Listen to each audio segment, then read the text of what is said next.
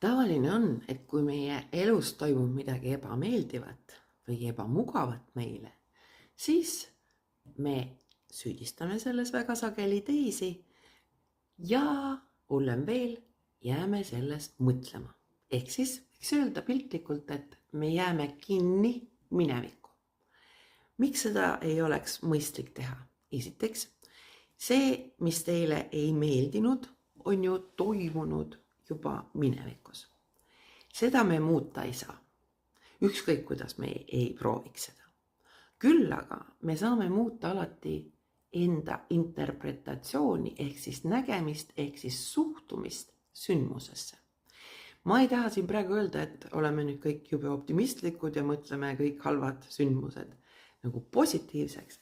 Mitte seda, vaid seda, et kui me jääme sinna kinni, siis samaaegselt me ei saa genereerida positiivset mõtet, kuidas edasi liikuda.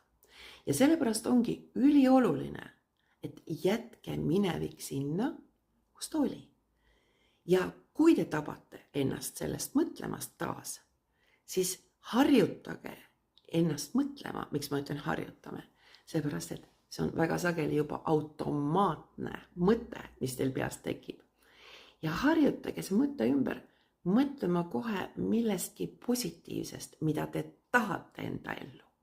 Ja kui te mõtlete sellest, siis mõelge positiivses vormis. Ehk siis mitte niimoodi, et ma ei taha seda inimest enam kunagi näha, vaid mõelge sellest, et millist inimest te tahaksite näha ja mida te saaksite teha, kuidas näha just sellist inimest või kohata sellist inimest, nagu te tahaksite. Me ei saa muuta teiste käitumist ja me ei saa seda väga palju mõjutada.